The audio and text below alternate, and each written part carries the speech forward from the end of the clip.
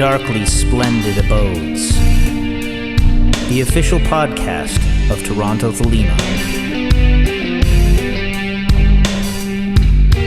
Exploring, if you will, practical philosophy, from science and the workings of the mind to spirituality, esotericism, and magic.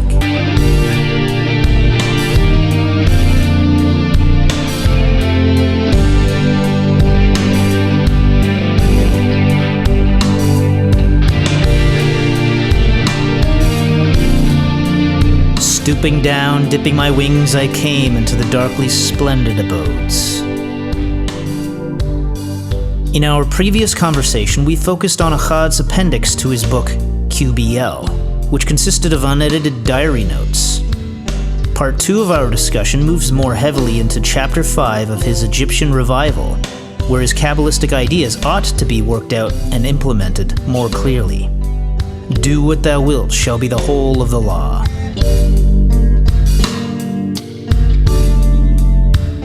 Okay. A $1.20 into this conversation, let's look at a piece of text we can actually talk about. Chapter 5 of the Egyptian Revival by Frater Achad, a.k.a. Charles Stanfield Jones, is entitled The Mystery of Babylon and the Beast. And we immediately have controversy. The beast, or man of the sun, represents, as I understand it, the soul of humanity, or of man, between spirit and matter, ashamed of neither, since both are essential to his existence. Is that the substance of what it means to be the great beast? I think he's thinking of the Aeon of Isis as being extremely bodily, the Aeon of Osiris as being obsessed with spirit and denial of the body. And so that what it means to be the beast is to be unashamed, have melded body and spirit and be unashamed of both. But it just seems so sort of superficial and neglecting so many elements of it. Interesting. Well, when we were talking about Liber Reguli, Crowley's commentary on the subject, he goes into that poetic sort of... I was about to say poetic rant. I don't mean to say rant, but it's like he's going off in this poetic direction, and he does sort of end his thought with the idea that beast that is both man and beast and both are divine, like that. Sure, yeah, but he's talking about being able to integrate the animal instincts with the higher consciousness. This allowing Ruach to become a true mediator between Nefesh and Neshima, and then even sometimes to be able to get out of the way so that the two great ladies can discuss things in private, and that we shouldn't be ashamed of things like our sex instinct or our baser drives. So that seems to me a radical and dangerous idea. But here the way he expresses it is the relationship between body and spirit. Sometimes I pee and that's okay. And sometimes I love God, and that's not a betrayal of my political responsibilities. Well, this is the thing. I think it seems like he's definitely having conversations with Crowley, and you can sense Crowley's expression of these ideas through this. But you're right. He does come off as I've always gotten the sense that Achad is a little bit Puritan. Where it's like there's no... I don't know if he refers to sex at any point, but it doesn't come off as like he's a... if you look at the way that he channels Crowley's teachings, there's not really the sense that he's as open with himself, in that way. So there is that weird Puritanism going on there, it seems like. The way we would talk about it now, body and spirit... At least, people are so obsessed with gym culture, and that's body. And then they also emphasize the importance of self-care, and that's feeding your spirit. And so, make sure you're jogging every day. Don't forget your deadlifts, and then take a nap in the afternoon. Bubble baths are also important. So maybe I'm coloring this through the lens of modernity too much, but it just sounds so offensively like the way TikTok handles this problem that I don't want to say that it's like, that this is what it means to be the great beast. Well, the other thing is he only seems to function in terms of correspondences. It's like, well, this adds to this and this relates to that. And it doesn't it doesn't seem like it's hitting something truer and realer. He elaborates on this, the substance of the sun. And so this is helpful, because this is why I wanted to do this, because this actually explains a philosophy that's derived from his tree of life. Usually the path from Binah to Tifereth is represented by the Lover's card, which has the association of Zion. The path from Kether to Tifereth is the High Priestess, which has the association of Gimel, and the path from Hokmah to Tifereth is the Emperor, which has the association of He. Sometimes that's going to be the Star. That's Crowley's change, so that won't really happen with Achad's changes. But then here, Achad is explaining maybe part of what turning those associations upside down means in his new system. It says, the substance of the sun descends upon Tifereth from Binah through the path of the devil, which I actually don't hate. I think that's there's some elegance to a lot of his things that come out of this. Life is transmitted from Hokmah through the path of the sun. So this is going to be important later on, how the sun is the false father. Hokmah, if you can think of Hokmah is like the top of the masculine pillar, of the tree of life, and so that's okay. And the idea of light radiating down from the supernal triad, is not too bad. And then it exists as a spiritual idea through the channel of Shin, which descends from Kether. And this is what we were talking about in the last paper with the sort of scintillating fire, both fire and spirit, the path of Shin, coming down directly from Kether, the number one, the supernal, the supernal of the supernals, the source of the source, coming down directly from Tifereth. So the attributes of the sun then, Tifereth, are, the devil, the great initiator, also the great deceiver, the card of mysteries, and from Binah, the sun, the light of the sun, and then Shin, the primal fire. And he says here, Kether is the final and efficient cause, Hokmah is the formal cause, and Binah is the material cause. Now, did you look up the 4 Aristotelian causes? No, I did not. Okay, so then I won't have anyone to correct me if I'm wrong. So this is awesome. Perfect. Let me be permitted a tangent. So there's an illustration. So let's say it's snowing, and I have a 5-year-old, which is true, I do. So I grab a shovel and I go into the backyard and I pile up a big mound of snow and I mash down one side, and maybe I pour some water over it and make it nice and smooth. And then my son, he doesn't even need a toboggan. He can just put on a snowsuit and go out there and climb the mountain and whiz down the chute. So we might say that I made a slide in the backyard for my son. And so what are the causes of it being a slide? Well, I made it, so I have caused it to be a slide. Also, it's nice compacted snow in the right shape, organized correctly. So there's that material that goes into building it. So it wouldn't be a slide if it weren't made of a material that were appropriate for making slides. It can be used as a slide. My son goes up it and he comes down. So in a way, it's the activity that causes it to be a slide. If I put the same structure somewhere else, it might be a roadblock or a stool or something, a makeshift stool or a ladder for getting up on the roof.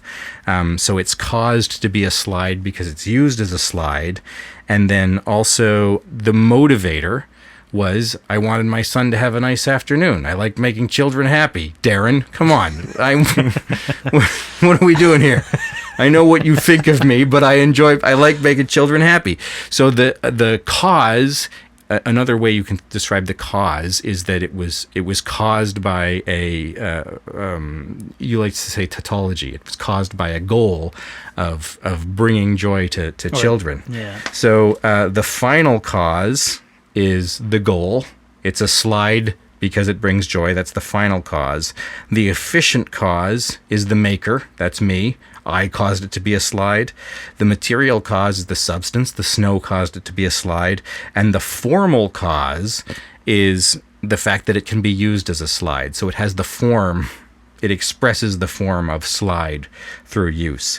So let's see if we can make anything of that. Kether is the final and efficient cause of Tefereth, and that comes through the path of Shin. So the scintillating fire, the spirit, this is both the goal of creating life, but also the creator of life. Both, this fire is the end result and the maker.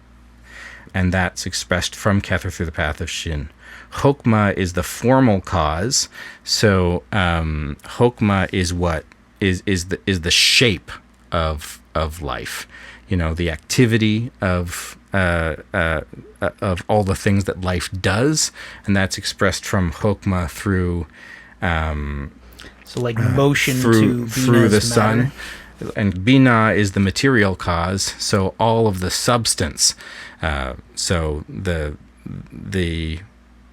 sun is life expressing life, and the devil is the material with which life is expressed, and then everything else is fire. Both the maker and the goal are the fire through Shin. So that's how the supernal triad breathes existence down out of the abyss. I think that's as far as I wanted to go with that quotation. I like the fact that the devil card often will have the devil holding his hand up with a Saturn symbol on the hand, pointing up to Saturn in this case, which is kind of fun. Yeah, because Saturn is the... I can never remember whether it's the ruler or the ruled. I get the dignities mixed up. Yeah. But has Capricorn. The devil is Capricorn, and it has a dignity in. Yeah, is it exalted? Is it It's exalted in. Or I feel sorry, like Mars is rules. Saturn is exalted in Capricorn. I think so. And here, Path of the Hangman. Why did I want to read this? I think what I was doing was just picking out every passage that had to do with the placement of a tarot card on the tree, so that we could get the maximum amount of interpretation out of it. So let's do some of it. Let us consider the path of the Hanged Man, sometimes called the Redeemer. Exoterically, this tarot key is said to signify enforced and not voluntary suffering, while esoterically it means self-sacrifice, but not as usually understood. Atom, or Adam, as the first purely human type or soul, is said to have been two-sexed until he became Adam and Eve. Tefereth is the true son, but the false father. And, this is not a disaster, even though it seems a bit weird. The first people who were the creation who created the universe in the Proto-Indo-European myth, Manu and Yimu, the twin Yimu, who was killed to create, and his body used to create all of the cosmos, is sometimes said to be androgyne. So the idea that not the first man as in this case, but at least the second man, or the twin of man, was androgyne. It's not a disaster for Achad to think this. And when the representative son at this stage became mistaken for the father, many women followed him seeking redemption. Thus, the embarrassing situation of enforced, not voluntary suffering might be supposed to have arisen. And it's difficult to know what he's going on about here until later. This idea that the son is the false father. But what he means is that the sun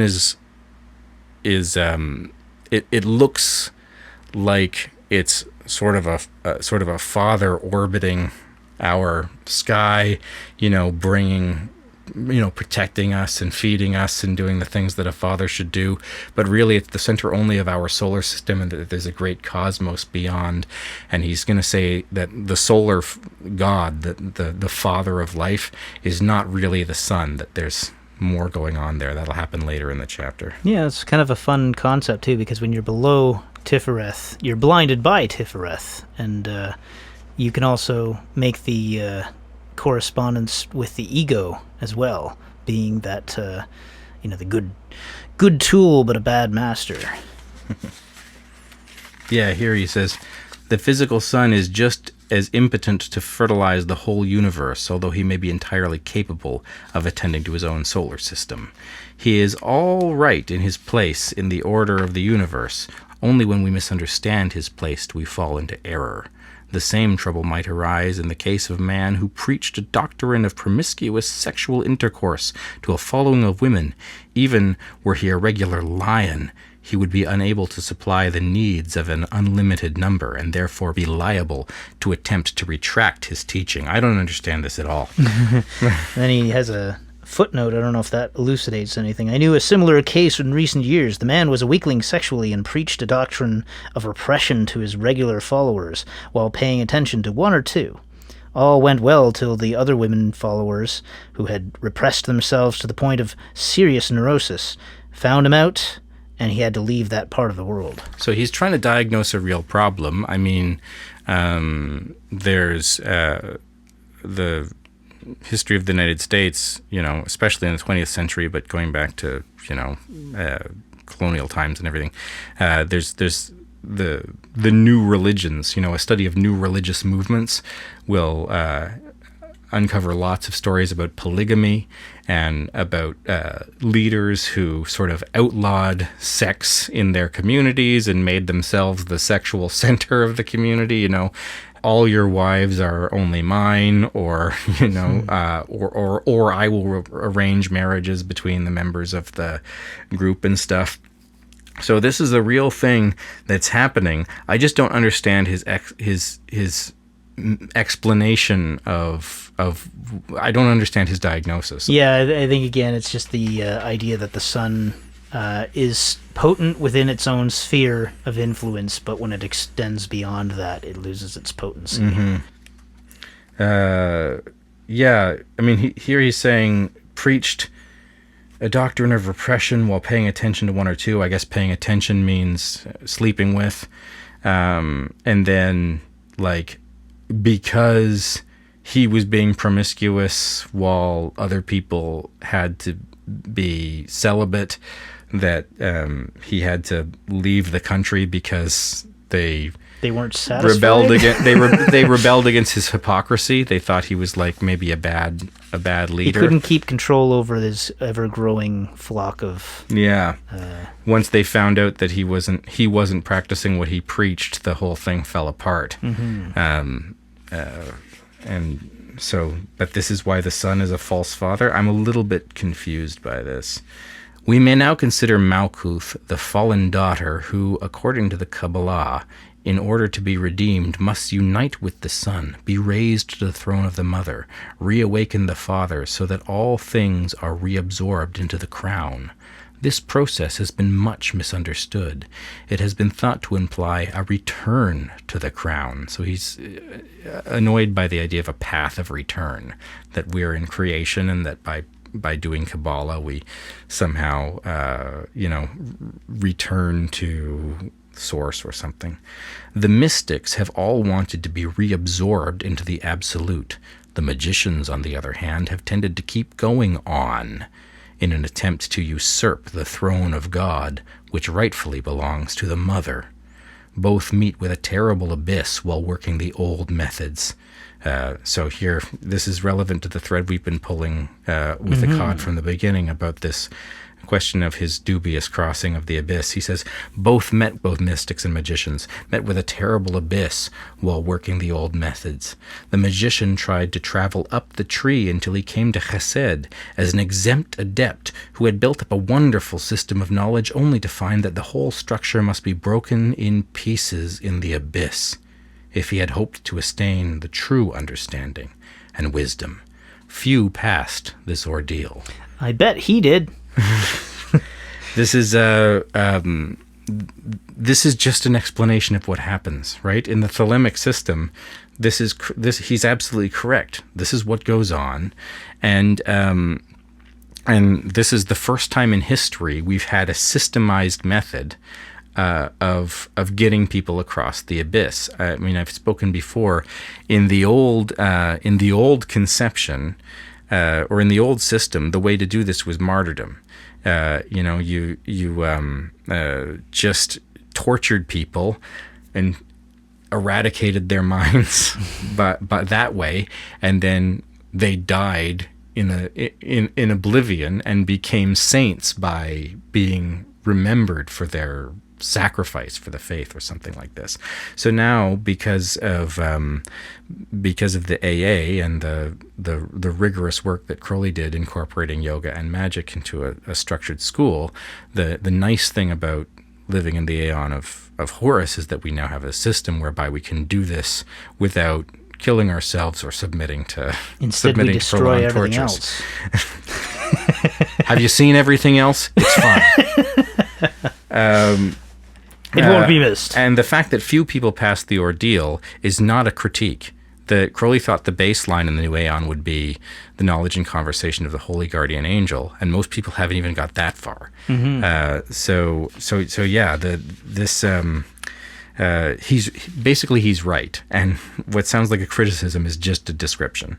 Mystics, on the other hand, being of the negative type, opened their minds and souls to the light, and often mistook false lights for true ones, having a very limited basis of experience as to the foundation of their pyramid. The apex was proportionately low. He means that because mystics tend to be renunciants, they tend to, not do things. They don't have, as we talked about in, I think it was Liber 150, where we talked about incorporating lots of different ideas, both dangerous and positive, and understanding our relationship with a variety of things. Mystics don't usually do this. Mystics go into renunciation and try to make themselves smaller and smaller and smaller. Eliminating ideas. And so because Crowley's seeing these guys as, not Crowley, because Jones is seeing these guys as aesthetics, he's saying that they don't have enough of a personhood to really be in relationship with a very big God, and that their abyss experience is too small by proportion, because they don't have as much to sacrifice as the magicians. And so they come up against this small light, and the dawning of consciousness dhyana tends to come to such a shock of that most of these mystics lost their balance for a time, if not for the remainder of their incarnation. If they went further, they were literally flooded with the dark forces of the abyss. Some of these truly solved the devil and believed him, and preached his existence to their followers. They certainly never saw God. Many of these people lived very holy and chaste life according to the standards of their time before reaching this stage. Afterward, the ignorant believed in them as men of good reputation and were ever content to believe without further desire for actual experience. So we find a line of theorists arose under the guidance of partially deluded people who feared to go further, and so taught a doctrine of fear, which is the forerunner of failure. Accounting, in some cases, for blind faith in substitutes, reflections, vicarious atonements, and anything else but the necessity of working out their own salvation.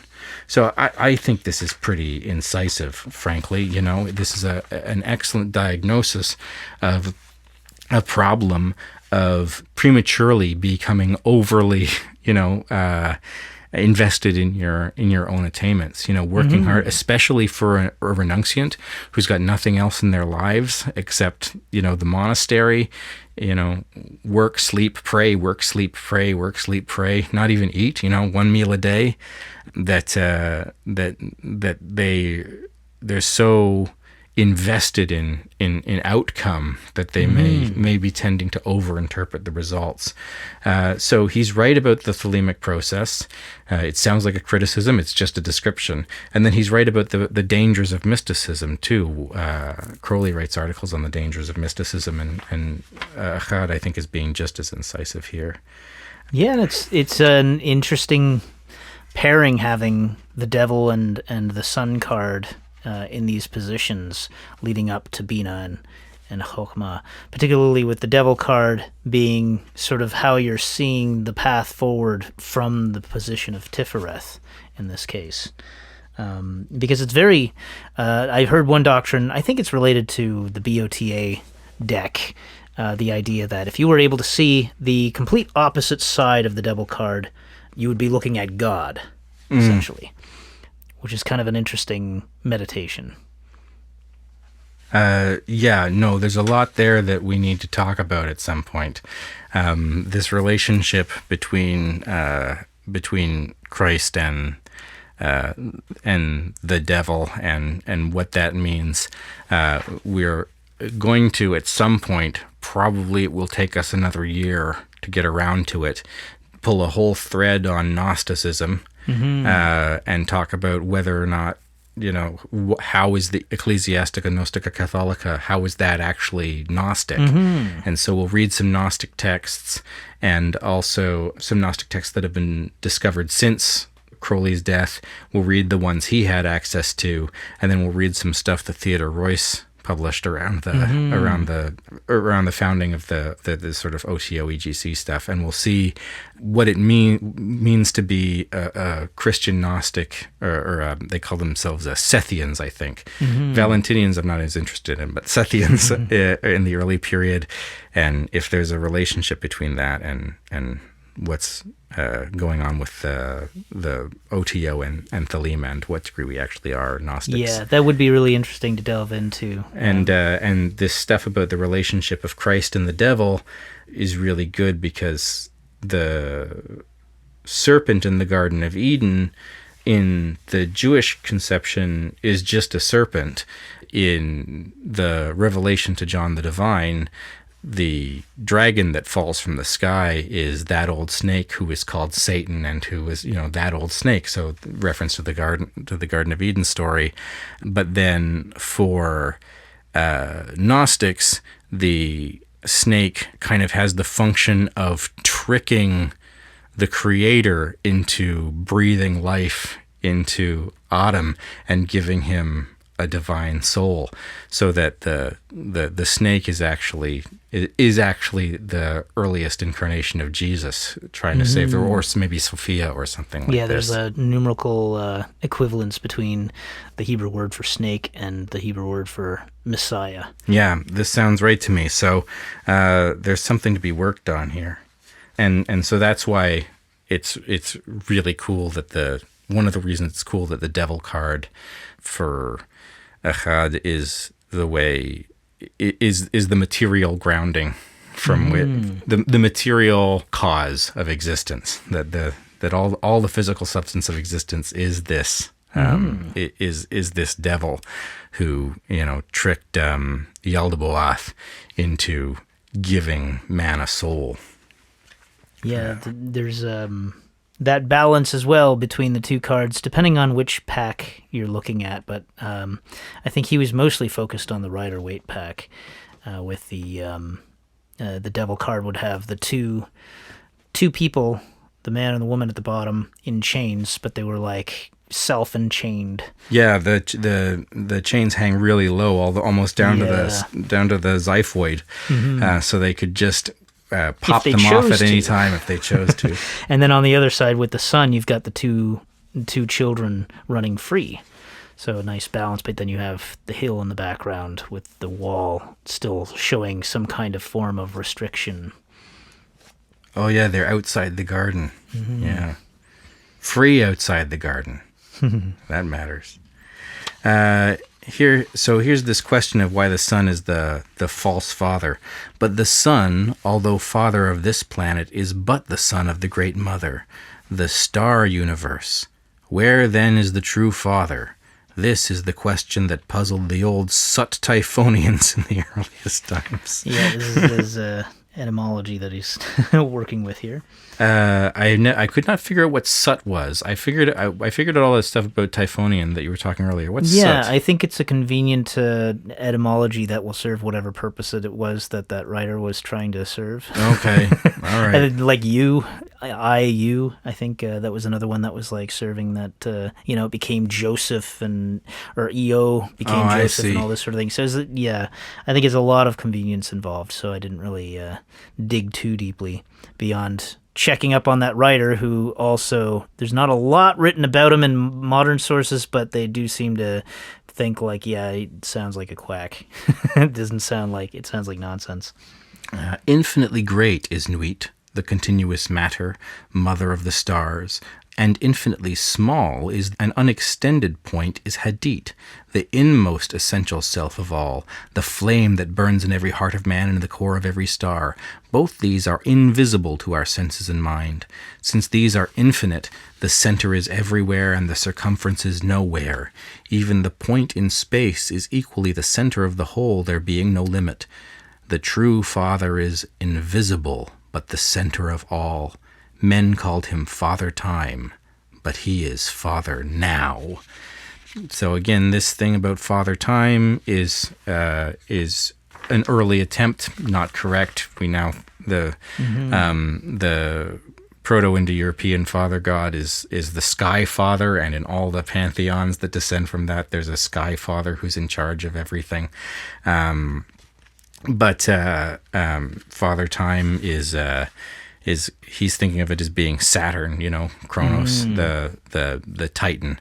But he says here the long lost father is Hadit, and instead from that little blunder, mistaking Father Time for the Sky Father, this is beautifully crafted, right? Like I was a little bit confused about why he was saying the son was the false father, but and I may continue to dislike that language, but the idea that the sun is the father of the solar system, but the space is bigger than that, and this true father is this Thelemic principle. It's just lovely, very well argued and beautiful. Yeah, and I like the idea that it's not time, it's now. Mm-hmm. I remember having made a meditation for Hadit consciousness that was very much related to that idea of like now kind of consciousness. When you were leading those meditations, this might be the one you're talking about. The one that stands out most in my mind is where you were having us observe a landscape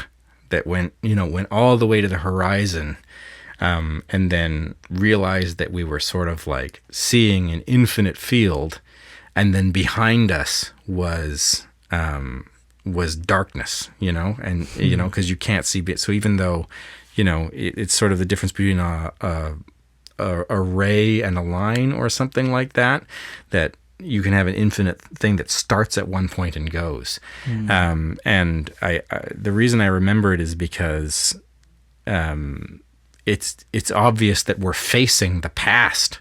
You think of people walking, they walk forward. They go to where they go to where they want to be, or sometimes they get lost and don't end up where they want to be. But looking forward should mean going forward. But your little twist that the darkness is the future, and what we can see is all the past. I mean, I thought that was obviously just true, and the switching from literal interpretation to see your metaphor was quite profound in the moment. Cool. He's bringing up quite a bit. He throughout this chapter, he's using the term "on" as a pun, incidentally, as well. So anytime that happens to come up, I don't know that it came up just now, but he's always using that as a pun here for the word On, which is one of the names for a city of the sun in Egypt in the Bible. So he's using that here because of the fact that you have with the devil card, and he has death. He has death placed across the between Bina, where is it? No, it's between Gevurah and Chesed. So the devil card is cutting across that death card. That's right. And so the death card is Nun, and so it makes the N sound, the N consonant, N. And so Ayin, which is transliterated to English using an O. It's not the best way to express that sound, but if we've already said the devil card, the Ayin, goes from Tifereth to Bina, and in this way crosses the path of Nun. So he gets On, at that point, a little bit up and to the left of Tifereth. Yeah. And then he gets Sun Rish, and he gets something like Or going up the other way, which I don't know what he means by that, but he calls it the path of the setting sun. And so people who are not afraid to evolve go up the path of the devil, and people who are afraid to evolve go up the path of the setting sun. But both cross the abyss in his conception and end up reconciling in the reciprocal path that goes from Chokmah to Bina. Yeah. And I think he attributes it to the star. That sounds right. And he calls that the sun at noon, which seems counterintuitive, being the star. That's the thing, is that's why he calls the sun the setting sun, and he'll have a thing. I had marked it out, but I was going to be snarky, so I didn't read it. Because at one point he says Zadi is not the star. This is in the appendix to QBL. Zadi is not the star. He said that means Zadi is, and the thing that it is not, or lo, which equals 31. So he says Zadi is not, we don't need to change the attribution of the cards the way Crowley thinks we do, because Zadi is not the star. So that card, the attribution of that card is 31. And then later on he says something about, he says, well, if Zadi is not the star, maybe Zadi is the sun.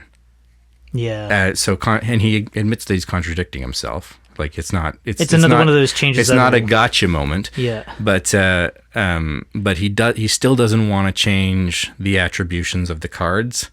So you still put the star there, but you imagine that every star is its own. Is the sun of its own solar system. Recognizing the sun as a star rather than simply. So when the star is in the sky, it's a star. And so that's why it's the sun at noon, and then because the sun's over there, from the Resh path is over there from Tifereth to Chokmah. I don't know how he explains that, but that makes it the setting sun for him. Now back to that using on as a constant pun, like for those who go on, I was finding it kind of annoying when I was reading it because it just seemed a little bit much, but there is a nice tie into what you were talking about with his description of Hadit here, because Hadit is, it is I that go. His office is motion and going. So that's kind of a nice little touch as well, thinking of it as going on. Yeah, very good.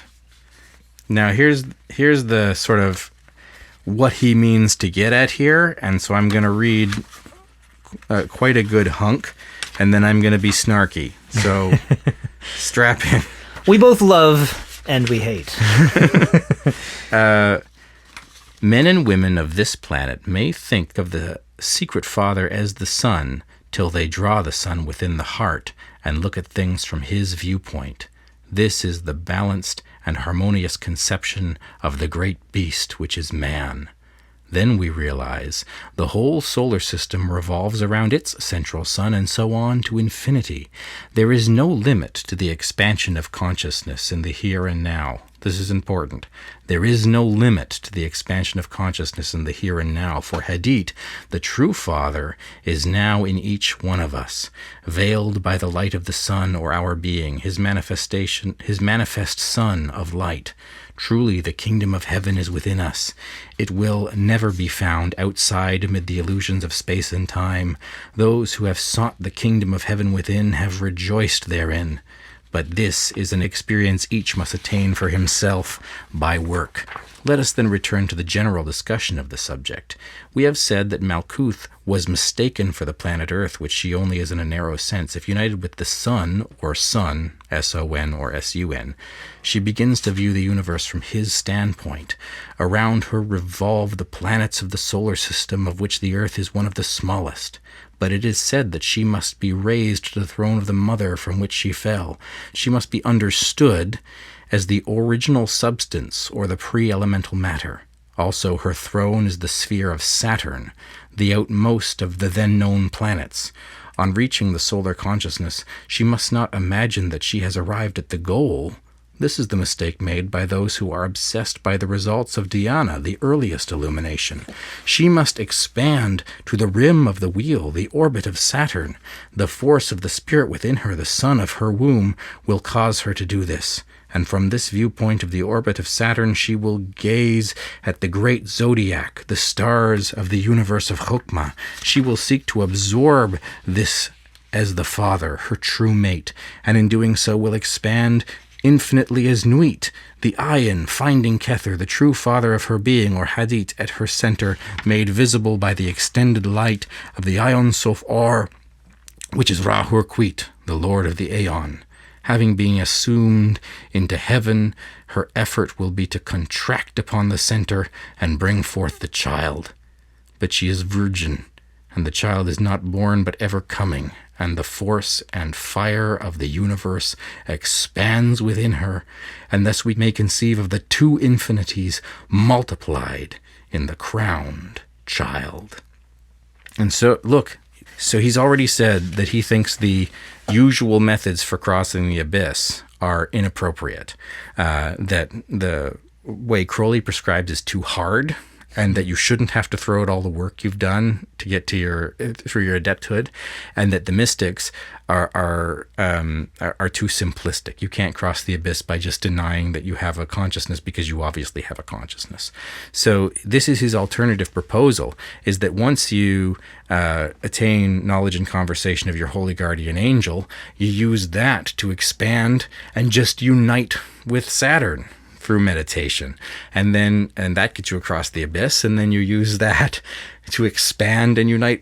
He's trying to propose a solution whereby we absorb more and more of the universe, fulfilling our duty, according to Crowley's paper, of expanding ever the domain of our consciousness, except that the caution given in Magick Without Tears and other places is that the man who takes the oath of the abyss has to be ready to let all dissolve into the cup of Babylon and hold not back but one drop of blood, which means you're losing all self-consciousness, right? You have to let the words of the demon sea kind of wash over you, remain and stay in that place of silence until you defeat the demon sea and he no longer sends those projections to you, and then you settle into this kind of terrifying place of non-existence, right? You've destroyed yourself, you've dissolved into the cup of Babylon, and that's the state of being a master of the temple. That's why it's called an abyss, because when you get to that mental state, you don't exist. And even if you don't think it's a metaphysical truth, it's verifiable by epistemology, because you don't know where your ideas come from. They come from this subtle, mysterious place. And so Achad's alternative method, may be useful and interesting, and it might work to achieve some sort of spiritual sensation, but it's necessarily a left-hand method because you don't give up yourself into God, right? Even by the modern conception of left-handed, the expansion of ego consciousness. And so it agrees with what the Luciferians think of, the left-hand path of exalting the personal ego and being stronger and, never circumscribing the infinite universe. But it also agrees with Crowley's conception of the left-hand path because you don't give up your fundamental identity, You remain Frater Achad. You don't really become IAO, VIO, and you don't have a garden to tend. Your job is just to keep ever expanding yourself. So I don't know. I said that I found it dubious that he crossed the abyss in one day, leaving no record, and that the record that he did leave, which was appropriate maybe for Chokmah, there was no silence in it. And that it seemed like frantic writing. So I don't know. My snark is just to say, I really think Achad is, by every definition, a black brother of the left-hand path. And we'll state again, this like there's a reason why the Grant people think this is so interesting. Yeah. Yeah. So that being said, there is stuff of value that came out of this thing. So it's an interesting case study. I mean, it's probably about as unique a case study as we'll experience just by virtue of the fact that I do think he was sort of the child of the prophet that was foreseen, and he did find the key of the Book of the Law and this sort of thing. And these things are important. These things are useful information, you know? But yeah, it doesn't necessarily mean, like, it's not all one thing. Yeah, no, I don't mean to say he's unworthy of study. In fact, if we actually have a real magical record of like because that's what people say. If you're on, it's like if someone pisses you off online in a Thelema community, or like someone appears to be a social deviant, it's like it's easy to write them off as or at least it was at one time. I don't know if that's still what people do. It's easy to write them off as a black brother or a left hand or whatever. And many Thelemites will self-identify and say that Thelema is a left-hand path because it's up to a certain point it is about ego exaltation. But the way Crowley talks about it is you have to be a very, very advanced adept before you can be on the left-hand path, before you can fall into Oth. This is a great mistake he makes. He says the bride, the Malkuth, needs to be restored to her proper place. Her proper place is Da'ath. She's the fallen Da'ath. He says she belongs in Binah. So and this is a mistake that the Grant people make too, saying that Choronzon and Babylon are like interchangeable ideas. They're serving similar functions, but until you get up there and, you cross the way Crowley did, or you do some serious meditation work, it's difficult to understand that, like, one is an opponent distracting you with useless ideas, and the other is both creating the world and inviting you to obliterate yourself, in sexual ecstasy. They sort of reside in a similar place geographically, like Seas in the Abyss and Babylon's in Binah, and those, if you draw out a tree of life, those look like they're close to each other, but they're not the same figure. And like romanticizing Choronzon the way he does, by saying like, oh, the restored Malkuth is Binah, is like such a profound and interesting mistake for this interpretation. Well, that brings up an interesting subject that would be good to look into at some point as well, if we could find the right way to approach it, which is this conception, which is very Crowleyan, of the Tetragrammaton, and the way that we have the father, mother, son, and daughter. So the whole idea being, because my understanding of this conception is the son places the daughter on the throne of the mother, and to consummate with the father. Mm-hmm. So it's this weird incestuous sounding thing, but it's with that in mind, it does sound like, putting it that way, it does sound like the daughter is being placed by the son, and if we place the son as Tifereth, the raising Malkuth, the daughter, to the throne of the mother in Bina, that sounds appropriate to that formula. Yeah, sure. And so we should look at that more carefully. If there is a discrepancy there, then it's worth looking into and getting clear on that, because that's an easy discrepancy to make. And there might be a way in which people are playing sort of fast and loose with these symbols. When you're building one metaphor, the picture looks like this. When you're building another metaphor, the picture looks like this. But in this case, when he's talking about the crossing of the abyss, which is, usually I haven't seen anyone talk about Malkuth in that context at all. It's, it's the babe of the abyss. He was cast back out into 1 equals 10. So. Yeah. Well, that's what Crowley says. He doesn't think of it like that. But yeah, it would be a worthy thing to review some of these, rather than just doing straight gematria all the time, review some of these Qabalistic metaphysical conceptions and see what is and what isn't. Yeah, like getting clear on what constitutes the left-hand path and the idea of a black brother. Mm-hmm. I think these things are great to discuss because of the fact that I don't know what, the internet's not the best place.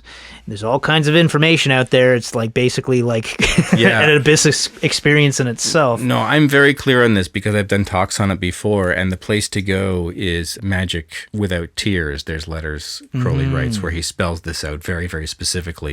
And it's very good to get specific about this rather than running fast and loose. Both the black and white brotherhood, the left-hand path versus the right-hand path, but also of the black, white, and yellow schools of magic, which are not the same thing. Just because Buddhists are practicing a black school of magic doesn't mean they're evil and doesn't mean they're black brothers of the left-hand path. The word black can mean more than one thing. It is worth to kind of hammer down these concepts because they're not fundamental for a brand new person coming into practice, but there's a lore and a language about the way we talk about these things. That you don't want to just sort of make your own definitions of these things and run with that, because then you're not speaking the same language anymore. Let's read the end of this chapter just to kind of wind out. So we may learn through the expansion of our consciousness to the conception of Babylon and the beast, to pass on to the greater conception of Nuit and Hadit, and obtain our heritage of cosmic consciousness as the crowned children of the new aeon. This was prophesied by the beast himself, who made it his life's work to teach, first to obtain the knowledge and conversation of the holy guardian angel, the higher self in Tefereth, and the kingdom of God in the heart, and all things shall be added unto you. Is it not written in the Kabbalah, Kether is in Malkuth, and Malkuth is in Kether, but after another manner? This statement has been misunderstood owing to the limitations of our minds. Malkuth is Nuit, and Kether is Hadit. And when united, Rahuaquit, their son, is in Tefereth, and also Nuit has said, my number is 11, as are all the numbers who are of us. Kether is 1, Malkuth is 10, together 11, which is the lost sphere of Daath, the child of Chokmah and Binah. And this is the mystery of the path of Aquarius, the star, the 11th sign of the zodiac, brought to earth at the 11th hour, before time has swallowed the last of his children, which shall be as the first in the kingdom of the here and now. Yeah, I want to clarify that if we're doing Thelema, and we're taking the oath of the abyss and trying to cross the abyss, like if that's what we're doing to claim that we're masters of the temple, then sealing up even one drop of the blood in the body, trying to remove your name or your wife's name or the city where you were born, is going to destroy that process. If that's not what you're doing, if you're a Luciferian or, one of the Typhonian OTO people or somebody else that I seem like I'm sort of hand waving in this, I'm only hand waving it because that's not Thelema and that's not what we do in the AA when we're trying to cross the abyss. There may be valid attainments there. There may be valid attainments doing what Achad describes here. In fact, there are Crowley Libers where he spells out processes exactly what Achad describes here. It's just not what it means to be a master of the temple. And so if you're claiming that you've crossed the abyss and you've done this, that's not it. That's all. Okay. Now, I guess we've managed to cover all of the material that we're hoping to cover. Now that all that lies for us here is to figure out how the fuck do we end it. And I feel like that's what he was running into, to be honest with you. The way that he's describing this, he's trying to follow it out to the end of its course and make it as poetic as possible. And I think he's kind of getting somewhere, but not really. Mm-hmm. Yeah, like you would do if you were hypnotized by the demon of the abyss. Wait, just give me a moment, and I'm sure the voices will start coming through again. I don't think it's the Demon of the Abyss. I think it's 2.5 hours on mic. I think you're probably okay. Darren, this was great. Thank you very much. Thank you once again, Michael, and we'll have to do ourselves a nice catch-up. We will maybe, as we were talking about, switch it up. We would love to get to the anatomy of the body of God at some point for Achad once more, but we'll leave a break because it's time we switched gears and looked at maybe some more Crowley material. We could look at those chapters from Magick Without Tears that we just mentioned. That'd be a great idea. We could, I'm going to start practicing Liber Samach tomorrow. Cool. It will probably take me more than a month to get to a place where I'm comfortable talking about my experience of the ritual, but we had promised each other that we would do that at some point this summer, so that will hit as well. And then when we do come around again to Achad, which might be more than a year from now, we should look at a couple of chapters of Body of God, but also at the wonderful paper that Crowley prepared called Master of the Temple, which is his first 2 degrees of diaries, because they're very good. That'd be excellent. Yeah. Okay, well, thanks once again. Love is the law, love under will. Love is the law, love under will.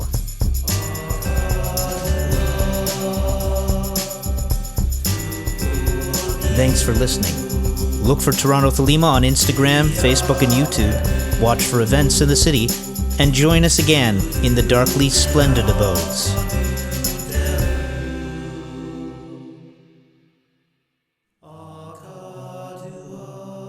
Well, we have a couple things we want to address, but I think this is the type of thing, let's just roll it. We'll keep it rolling, and then if we have to edit here and there, that's fine. Okay. So, rather than feeling like we have to nail, actually sound like we know and like each other.